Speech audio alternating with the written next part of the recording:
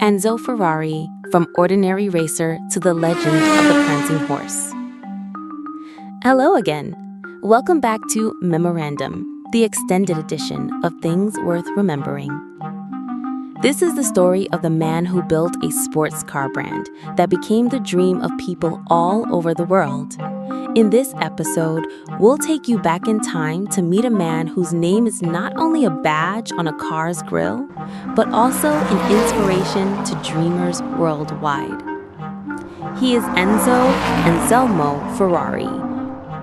Born on February 20, 1898 in Modena, Italy. From a young age, Enzo was passionate about racing cars.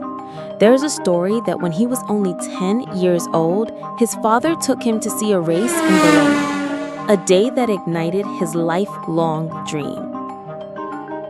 His life was not without hardship. During World War I, he lost both his father and older brother, forcing him to leave school and work as a mechanic to make a living. But driven by his love for speed, he entered the motorsport world in 1919, starting as a driver for a small team before joining Alfa Romeo. Later, he founded his own team, Scuderia Ferrari. Enzo Ferrari passed away on August 14, 1988, at the age of 90. But his legend still races on roads and tracks around the globe. Let's dive into how Ferrari was created, because this is the very heart of why he became the Commendatore, the commander in the motorsport world. Enzo didn't start with a large factory. Instead, he used his racing experience to design cars that met the demands of both speed and durability. In 1929, Enzo founded Scuderia Ferrari as a team to support drivers. At first, they still raced Alfa Romeo cars, but he began incorporating his own ideas into these race machines. During World War II, his factory was forced to produce military equipment, but after the war, he quickly returned to building race cars in full force, marking Ferrari's rebirth.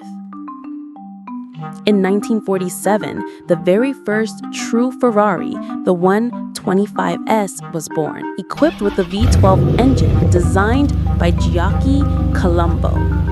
Enzo believed that the V12 is the heart of a sports car. He placed great importance on vehicle weight and aerodynamics. He once said, "The most important victory is to be ahead at the finish line." Enzo was a strict man with high, very high expectations for his drivers. Sometimes his strictness led to conflict, but it also produced multiple world champions. Ferrari claimed multiple victories at the 24 Hours of Le Mans in the 1950s and 1960s, becoming a legend in endurance racing. In the 1960s, a fierce rivalry erupted between Ferrari and Ford after a failed acquisition deal, leading to the famous Le Mans in 1966 race where Ford won. Still, Ferrari managed to maintain its technological leadership. Here are some of Enzo Ferrari's famous quotes. "You cannot describe passion, you can only live it. You can't put words into passion, you have to live it. What's behind you doesn't matter.